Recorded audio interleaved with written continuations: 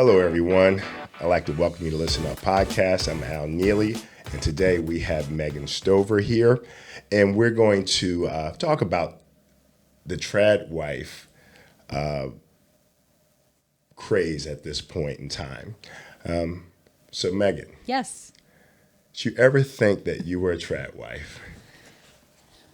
I did not think Right. that I was a trad wife. Right.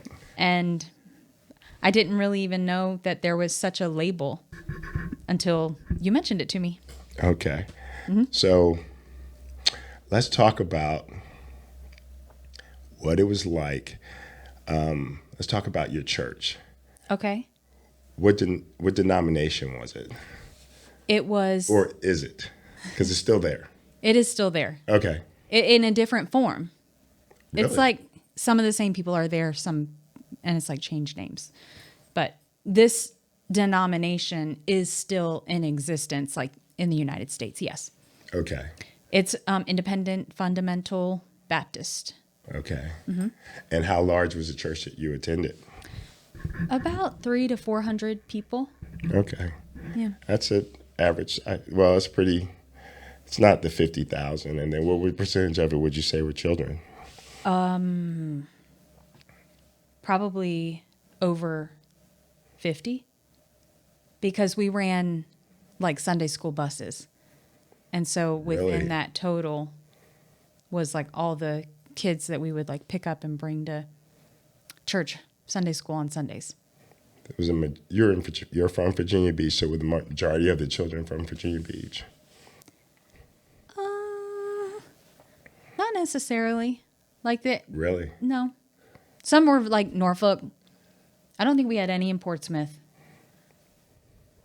Chesapeake, and then Virginia Beach. Interesting. Yep. Okay. Yeah. So So there was a lot of kids, and yes, about 300 to 400. Okay.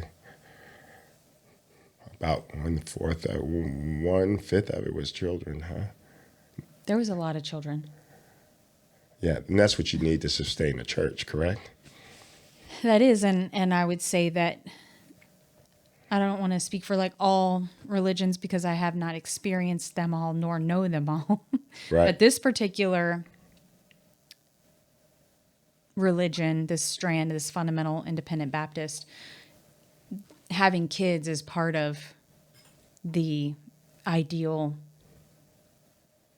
Christian family dynamic. Gotcha. And your husband at the time, was the same denomination?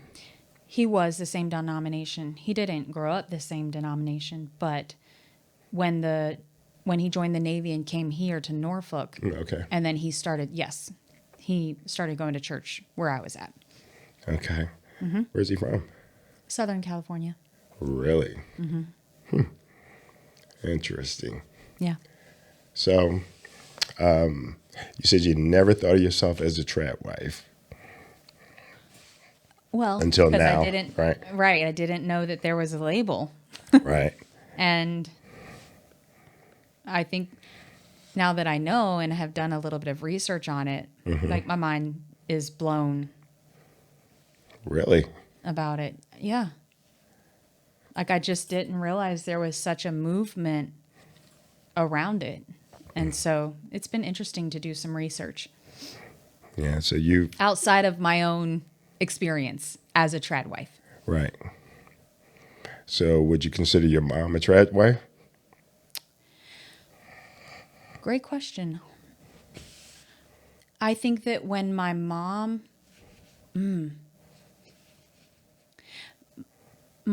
did not grow up within that type of religious dynamic. Her and my father, which in the Christian religion, you ask Jesus to save you, you're saved. And so my mother and father like asked Jesus to save them when they were 30.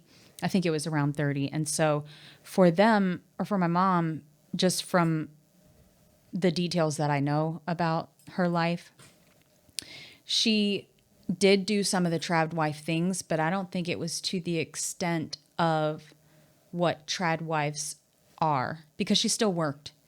Oh, really? She still worked at the church. Okay. So Yes. it sort of fell in line with it, Right. but some of the tradwife ideas that are out there that are being pushed are very extreme. Yeah. So the whole idea is the trend is the male is the breadwinner. Correct. He's there to lead the family. Mm-hmm. And now if you take a look at a lot of the content creators today, Right. they're baking. Mm-hmm. They're in the 50s and the 60s. House dress, you come home and everything looks perfect. All the Perfect. magazines are in place. The house is dusted, and you're there to serve your man. Correct. Okay, so you're saying she's not like that. She wasn't like that. It wasn't as picturesque as what you're saying. Okay. No, because I think that some of those reels and clips and things like that we're seeing are partial entertainment, and almost kind of glorifying. Yeah, very flowery and Correct. Glorifying the role and what you can possibly achieve or have for yourself by being a tradwife. right. Yeah, Glamorizing. the whole idea. Yeah. So right now, I'm thinking we're somewhere between 40-50% divorce rate in this country, and and on top of that, I think we have a lot of men that feel stressed. Yeah. They're exhausted, and that may be the cause for a lot of things, communication. But I think if you take a look at that trad wife scenario, and 40% of the people are getting divorced, then you're in a situation where you have children involved. Most of the time, people are going to go out and date, Mm-hmm. and you're going to have either the blended family, Right. or you're going to have influence. So I feel like as a country, we're kind of moving away from that whole idea of the one income household where the man is the breadwinner. And then how do you feel about that? What do I you think think? that just the way that the economy and society is, it's very difficult to sustain on one income. And so I think that that's forcing there to be two incomes within the household.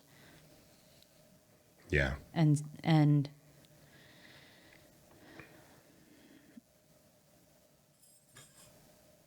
What?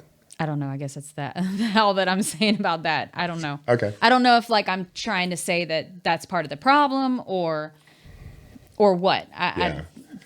Okay. So let's talk about your experience with it. Okay. Okay. Mm-hmm. You're you said you worked outside of the home, right? When you first got married? When I first got married, I was working at Chick-fil-A. Oh, okay. Well, I was working at a doctor's office, and then I quit there and went back to Chick-fil-A. So when I was a senior in high school, I worked at Chick-fil-A, I think for about a year or two, and then moved to a doctor's office where I was like front desk associate. And then I went from that doctor's office to another one. And then Another doctor's office? and then I stayed there at that doctor's office until I got married. And then I was working longer hours at the time than my ex-husband.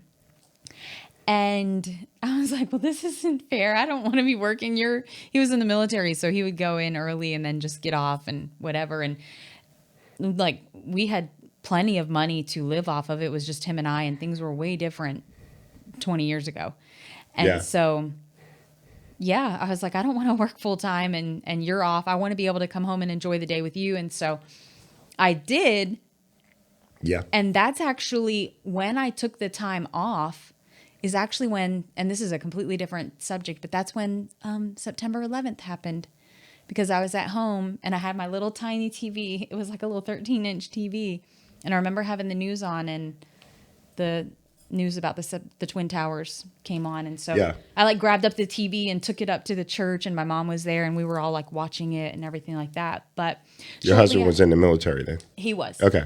But shortly after that, I got bored being at home. And so I went back to work part-time at Chick-fil-A. And so like that was a sweet spot, because I was able to go out and work a little bit, but not a lot of hours, and just enjoy my time. So you had your own money. No. Really? No, it all goes into the same pot. It all went into the same pot. And so we paid the family's bills out of the same checking account. So there was no Nordstrom's or Macy's shopping sprees for you? I was able to spend money here and there Okay. when we had it, because there were times over the 20 years that I was married that we had extra income, and then there was times where like house went into foreclosure, car got repossessed. And, Really? And like we couldn't make ends meet. Yes. So Wow. I've kind of been on both sides. Wow. What was that like? How did, because you've never said anything about this before. I did. How did that make you feel? Well, that part was frustrating, because here I am thinking that we're supposed to be a team. And at this point in our marriage, I was supporting his dreams and goals. Which I is what a think tradwife does. Yeah, yes, tradwife does. To where she like puts her own to the side. Right. I think it's great to support your man's dreams and goals. Right. But I think you can have your own also. So, yes. So here I was working in the laundry, and we had, I think, 3 girls under 5 at that point in time. And I came out one day to take the girls somewhere, and the car was not in the driveway. And I called my husband and I was like, where's the car? And then You didn't know? No. And then I found out that the house that we were living in was going into foreclosure. I found out that the house that we had gotten married and moved into that we were renting was in foreclosure. And I was just mind blown that all this was happening and I wasn't even aware of it. So, of course, coming out and not being able to find the car, that did open up what is happening. And so he did open up and share with me at that time. And like for me, I was just like, if we're supposed to be a team, why weren't we talking about this? But You did say at one point, at one point in time, that communication was pretty difficult, yes, right? And because when he didn't want to talk about something, he would shut you down, right? yes, Yeah. yes. And if you go with the idea that within that sector of people, and within a lot of people, and I think we're getting better as a society, but the men are the ones who are making the decisions. The women are just supposed to like come along beside them and not really have a say, speak their mind and all of that. And so, my husband, from my perspective, was doing everything that he could do to take care of the family. Right. And, whether he didn't, I don't know if it was that he didn't want to burden me with the information. I don't know if ego was playing a role. I don't know what it was. I just know that at the end of the day, we're husband and wife, we're partners. and the decisions that you're making are affecting me and our children. And Right. I should have a say. I want to come alongside you. I want to help. I want to do what I can. So Right. at the end of the day, that. And I just did not like the fact that I was left in the dark. We did wind up getting our vehicle back. Some family helped us. And we were able to save our one house, but we did lose our first home. Gotcha. Yes. So communication for men and women are two different things. So when you put yourself in a situation where where you want your wife to be submissive, and there's not, in my opinion, open conversation or Right. communication, Right. it makes it difficult. And living that lifestyle, there's a lot of pressure. Okay. I've been through that exact same situation, right? And I never felt like I could talk to my partner. One, because overly critical. Two, I felt like I should have been able to take care of this. And it was never a safe place to go. I don't get that feeling with you. I feel like, I don't know, maybe you've grown, but I feel like it's pretty easy to talk to you, but I knew I couldn't talk to that person. Yeah, that makes sense. I Yeah. think that, I don't know if I want to say this on camera. I think that, my ex-husband, and again, this is just me speaking from my own experience, but I think that he was intimidated by me. And not because of anything, just me, who I am. Really? And who would you say you are? And why would you intimidate a man? I think that I'm pretty smart. I think that I'm very passionate, and I think that I know how to get things done. And not that I think that You a were like man that can- back then? Yeah, Okay, keep going. I was Okay. within the lane that I was supposed to stay in, though. And I think that my aura was just intimidating. So you don't feel like he could have come to you and talked? That may have been an issue. You feel like that Well, may have been an issue. Well, and again, that mindset Yes. is the man is taking care of everything. Right. This woman is just over here to make babies, have sex, take care of the house, Okay. cook, clean, do laundry, and all of that. And so it was, that's how it was. You didn't talk about these kinds of things. Okay. So you were sprouting into the person that you are now. But little tiny sprout. Little tiny sprout. I knew how to stay in my lane, but until I reached the point where I was tired of staying in the lane that, everybody wanted me to stay in. Gotcha. Yeah. Very interesting. Very interesting. Are you, would you say, how were you in the household with the kids? Were you make dinner and take care of them even though you were working part-time? So this was, beginning of marriage. So what was it like after you had the three Well, and they were 5 years or less? my mom and my sister were a very big help to me. Yeah. My ex-husband and I were heavily involved in church. This church, you went to church Sunday morning, Sunday night, Wednesday night. Before the Sunday morning service, you were in Sunday school. So it was Sunday school, Sunday morning service, Sunday night church, Wednesday night church. Thursday night, you're there. That's a lot of church. Thursday night, you're there to meet up, have a little like powwow. And then you go out and knock doors. And you knock doors for 2 hours and you invite people to your church. Well, my ex-husband and I, we also volunteered on the bus route ministry that we were talking about. And Right. so Saturdays we would get up, we would go to the church, another powwow meeting.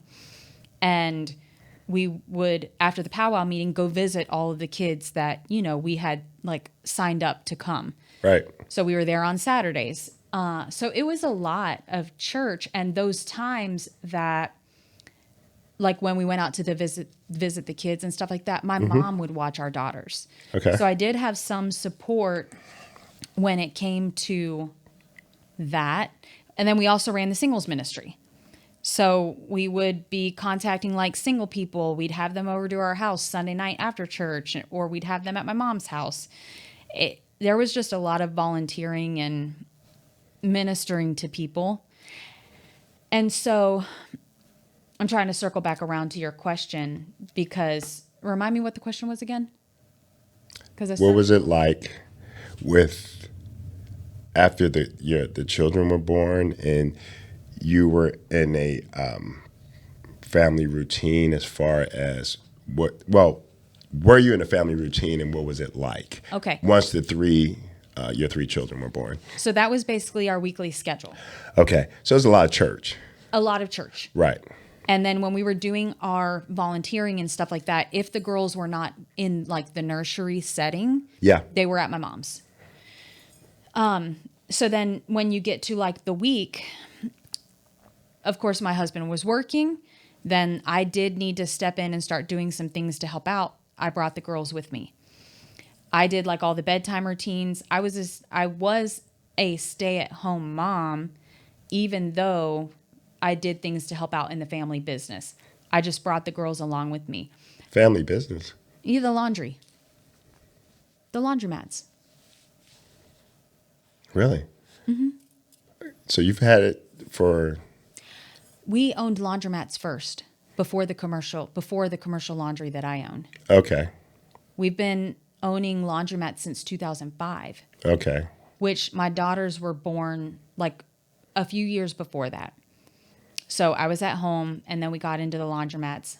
So by the time they were like 3 to 5, that's when I came and stepped in to help the family business, because the truck got repossessed, house went into foreclosure. So I come in to step in and help the family business. He went back to work full time doing HVAC. And so like I'm just bringing the kids along with me, or sometimes I would reach out and see if my mom or my sister was available. But the main rearing and raising of the kids, the responsibility fell on me. So it was my responsibility to take care of the kids, help out in the family business, and then yes, meal plan and do the shopping and all of that. Now, I'm not a big cook, so, and one thing that my ex-husband was really good at is we did eat out several times a week, and he never complained about that, which I did really appreciate. But the majority of when we did cook, like that did fall on me. The later we got into our marriage, he did start like grilling and stuff like that. And so there would be a few times, like maybe every other week or whatever, that I would say, can you throw something on the grill? A girl needs a hand. And he would. Yeah. He would. But yes, the majority of all of that fell on me. That's a lot. Mm-hmm. And I don't think, I don't think people look at it like that. Even from the tradwife standpoint, that is still a lot. You need help. Both husband and wife need help. There's got to be open communication. Because like you said, back then, you could, in the 50s and the 60s, it's a different economy. Right. We were at the end of the industrial age, so you could work a job for a major company and support yourself, and that's not the case anymore. Right. Yeah. So this is I'm going to read this quote to you. Okay. Because it will kind of help you understand, I think, at the core of what the Tradwife movement is, or Yeah. how it started. Okay. So, at the core of the Tradwife movement is the fundamental belief that women were designed by God to be the mothers and homemakers and subservient beings, and that men were designed by God to be the breadwinners and leaders, which you did mention that earlier, Right. and that they are entitled to exert power and control over their family. Submission. That correct. And so when you take that whole paragraph, and that's like what is ingrained and how we are indoctrinated, like coming up within this faith. Right. And so yes, Yeah. you would do whatever it was your responsibility to take care of the kids. And then you would help your husband to do whatever it was that he was doing, and you would support him. Right. Yeah. That's not the case nowadays anymore. Well, Yeah, women are gonna be like, I'm not. right. Most women I know are not gonna be. No, that's not gonna happen.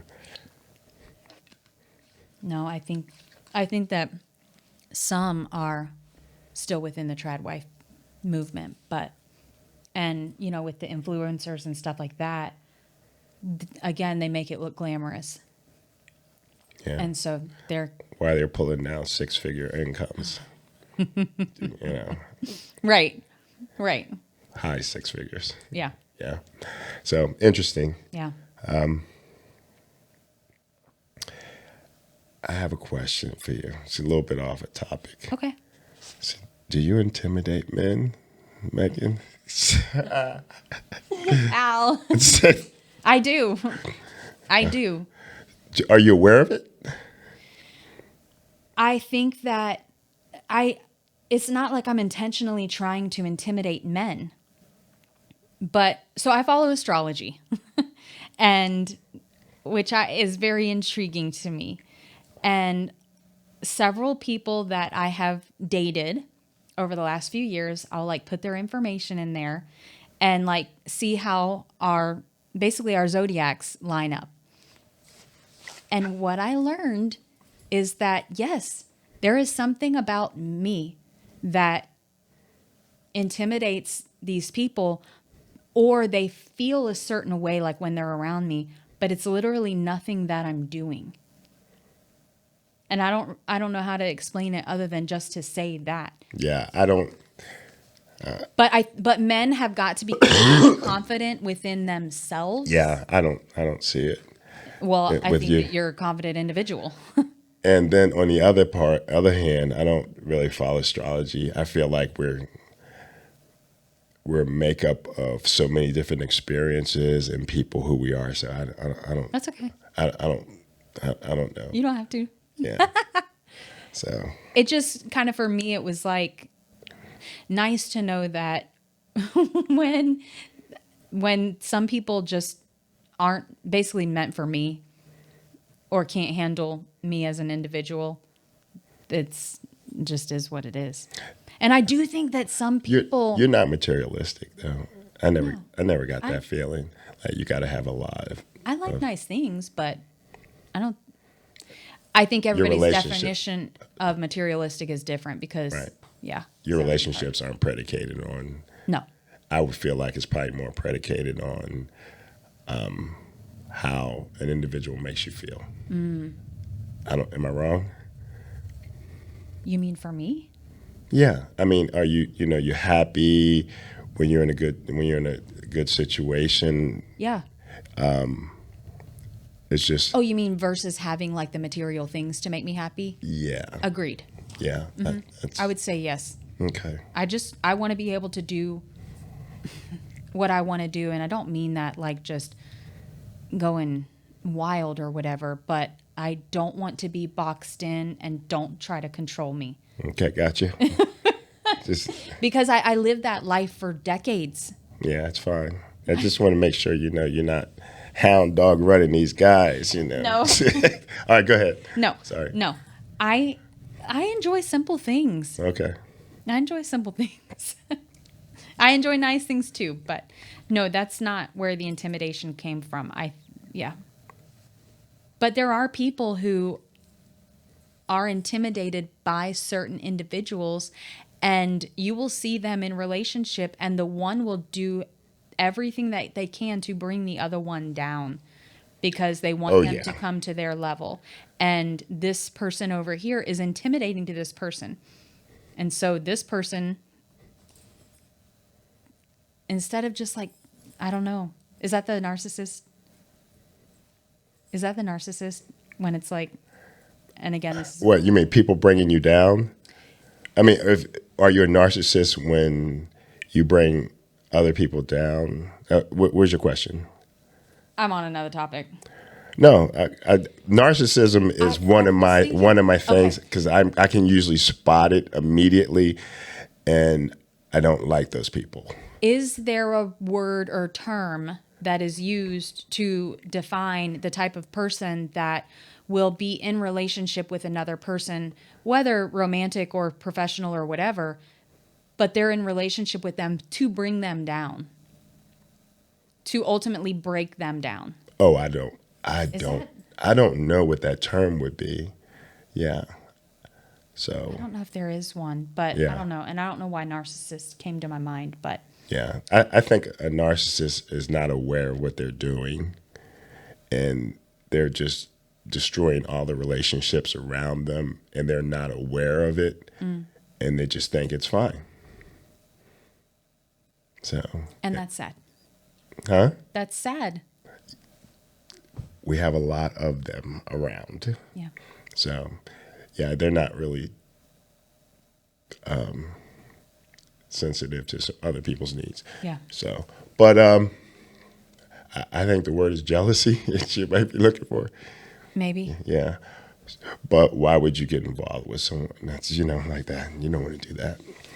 You don't, but that I didn't sense that when we were dating, but then after we got married and started living together, it became a whole different thing. Well, maybe you changed. After I Maybe, got married? yeah, maybe you know, you guys didn't touch when you were dating. Right. You didn't kiss, Right. right? These are all love languages, right? So you don't know if you're compatible with this person. Touch, what's your love language? Touch and quality time. See? See, and you wouldn't have known that. Yeah. You know it now because that's Right. where you live. Right. Right. I'm in touch with Megan. I mean, not me, but Right. Megan's in touch with Megan. Yes. So that's where you live right now. Yeah. Yeah. I don't know. I don't know. And, you know, perhaps he just thought that was the norm, or perhaps you guys were just too young to know and you were just doing what you thought your religion told you would be in order to have a successful marriage, which is not true. Correct. Right. But that's why you're not together. Yeah. Okay. All right. So let's talk about how things are now. Okay. When you are now that you're aware of that and you're in a relationship, how are you looking at, or how you feel like it's best to have a relationship and handle that interaction with your partner? When it, like, what type of interaction? Just, Just day to day, how far away from you okay. would you say you are from? From You said you trad never, wife? yeah, you never cook. You said you don't like cooking, I don't like cooking. right? What's crazy is after I separated from my ex-husband, I just stopped. Really? And it's because I had to cook You for didn't, so long. you I didn't, don't you didn't like feed it. the kids. How did they No. survive? No. I will cook every once in a while, but we eat out a lot. And then now that they're the age that they are, like tonight, my daughter is going to cook dinner. But yeah, and I think also I'm in a different place now than I was then, meaning at that time, even though had a lot of responsibility on me, Yeah. there was still another adult living within the home. Yeah. Another adult that took care of yard work, that took the trash out. We, were paying the bills together, Yeah. would straighten up here and there around the house. And I was not working as much as I was not working as much then as I am now, because now I'm still living in the same home. So I'm still living in the same home with my 3 daughters on a single mom's income. And it's a nice size home and I'm grateful. I love this house, but there's a lot of responsibility. And so the cooking literally just, I don't have time to think about it. And so I have a housekeeper and I'll do my laundry. My daughters do their laundry. But What is a housekeeper? Someone that cleans or? she'll come in every other weekend. She'll clean up. Okay. She'll clean. I was just wondering, is there somebody that's there that, makes your meals? No, but I mean, would love to have so if any of your listeners know somebody in our area. I would not say that. So, I want like a lady, like an older lady that would be like a live-in. yeah, that's definitely 60s and 70s too there, Meg. Yes, Nobody's but gonna some live. people do that. Yeah. Some people do that. Gotcha. All right, so I guess you got to get your income up, huh? I do got to get my income. I do have to get my income up. Yeah. All right. What would you say? I think you went through things and you tried to make adjustments in your life, and it just happened to be by the time you hit 40, right? And you just went, hey, this is not where I want to be. What made you go, this is not where I want to be. I'm looking at the next 5 years, 10 years. Or did you even say that? And went, okay, I need to make some adjustments here. Well, I think that the whole process was a decade long. So I started wearing pants when I was 30. That's when my ex-husband and I left the one cult church that was everything that I've been like describing in this episode.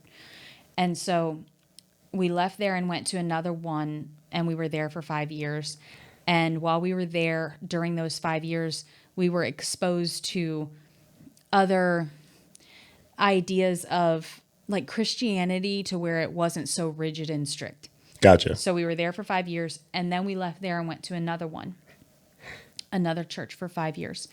And that one was even less strict than the other one.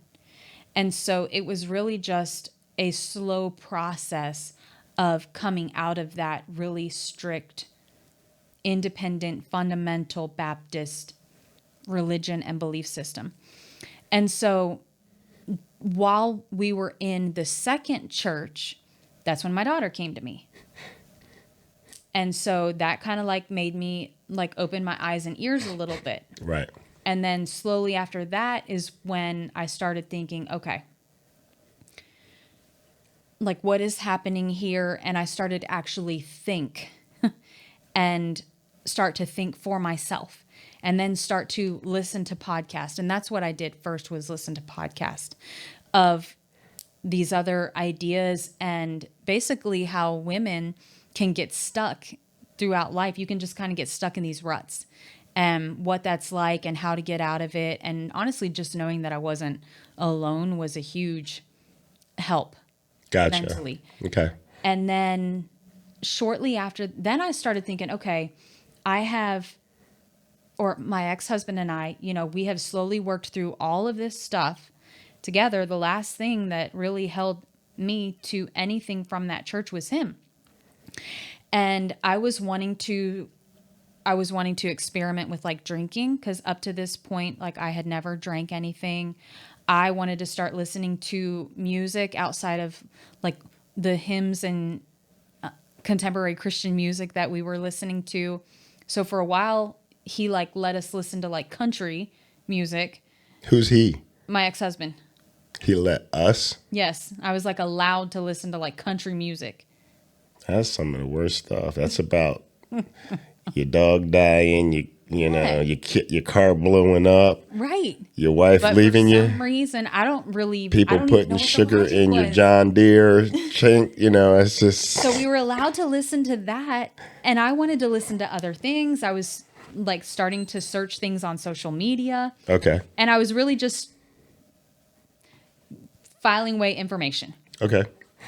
And the thing was, is as I started to do that over several years, like 2 years maybe, give or take a little bit of time, it was becoming very apparent that the more that I was opening up and awakening, because that's really what it was. I was living for so long just on autopilot Right. from what everybody was, what I was taught to be. Okay. And so as I was awakening and realizing all these other things is when I started getting a lot of pushback.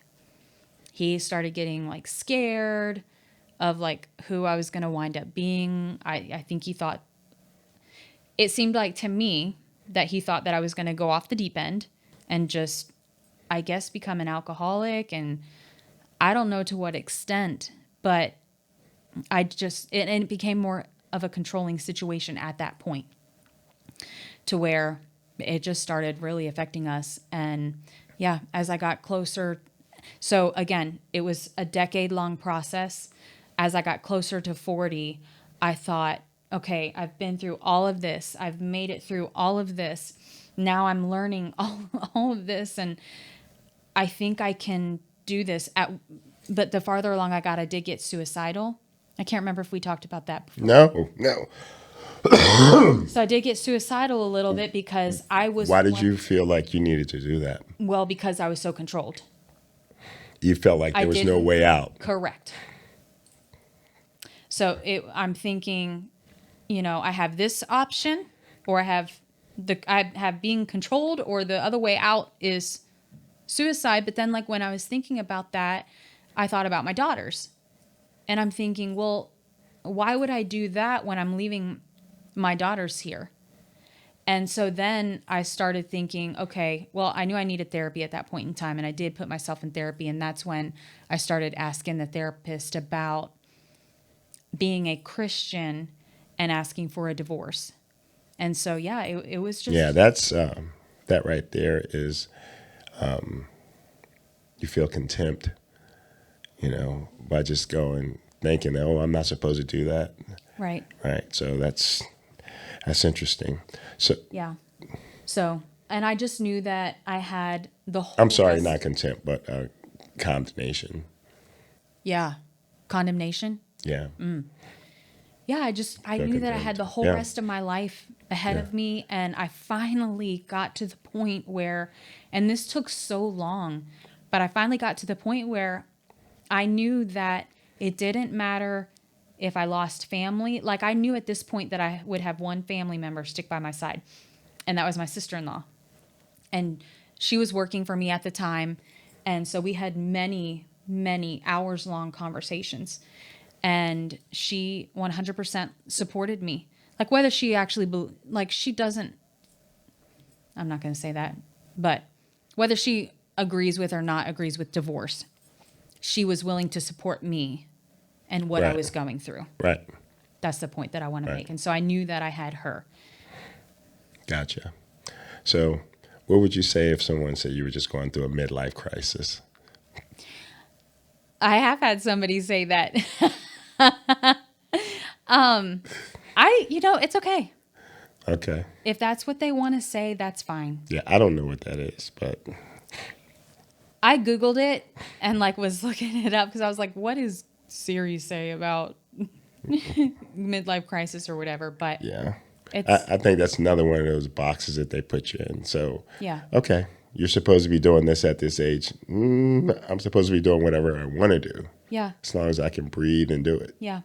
And again, it was a long process. Right. I would say that in regards to the midlife crisis, it was like, okay, I have lived this way for this long, Right. how everybody else wanted me to live, and I have this much of my life left. All right. Oh, the other thing I was going to say, Al, is that, okay, so when I was 18, I could have up and left my parents' house, but I was too scared because of the way that they had like broken me down and all of that over my teenage years within the religion. And I also did not have a way to support myself. But as I stayed within the marriage, we had the laundromats and then we built up the commercial laundry. I had a way to finally support myself. And so I knew that if I asked for a divorce, I'd be able to take care of me and my daughters. Gotcha. So that was also playing a factor too. Okay. Was just because again, you're taught to like depend on a man. Yeah. Yeah, that sucks. It's scary. Yeah, because people change their minds. Right. You change yours. What happens if he would have went, Right. I'm out. Right. Yeah. You would basically be left out in the cold. Yeah. I have a question for you. Mm-hmm. So, what kind of music do you listen to? All kinds of music. Okay. Yes. I don't really have a favorite genre. It just depends on what I'm in the mood for All right. at the time. All right. So, if I grabbed your phone and plugged it in and started listening to your playlist, what's on your playlist? Well, today I have You can tell a R&B lot on. about a person. What? So you can tell a lot about a person from their playlist. What's on your playlist? Well, I have separate playlists. Okay. I have an R&B playlist. I do have a country playlist. Okay. That one gets played the least. I have a belly dance playlist, Oh. right? Because remember we talked about Yeah. in another episode, we talked about my belly dancing. I have a Latin playlist because I love Latin bachata. And then I have like a Disney princess Oh my goodness. playlist when I want to just like be gooey, ooey gooey and like just girly feeling like. And then I have a lot. I do have a worship playlist. So I have some worship music on a playlist. And then I have like just regular pop music. I have hip hop playlist. There's a lot. Okay. There's a lot. So who's your favorite hip hop artist?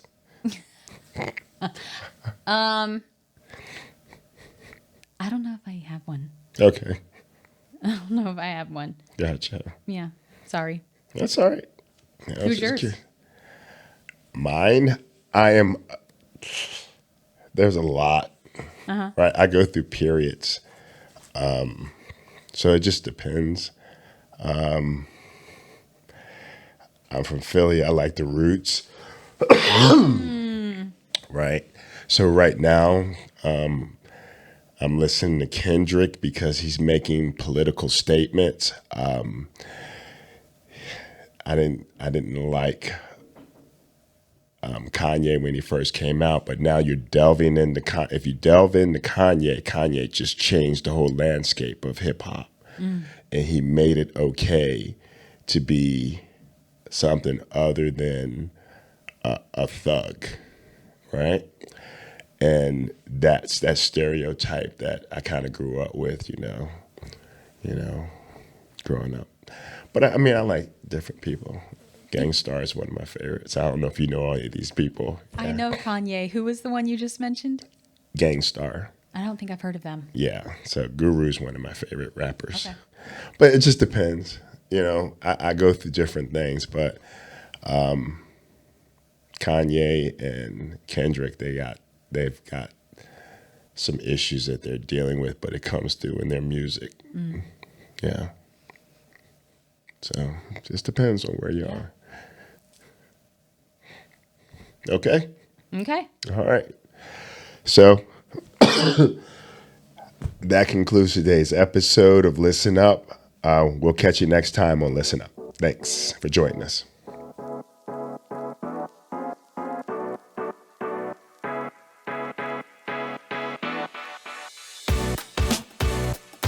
For anyone watching this channel, I ask that you please like and subscribe for upcoming videos.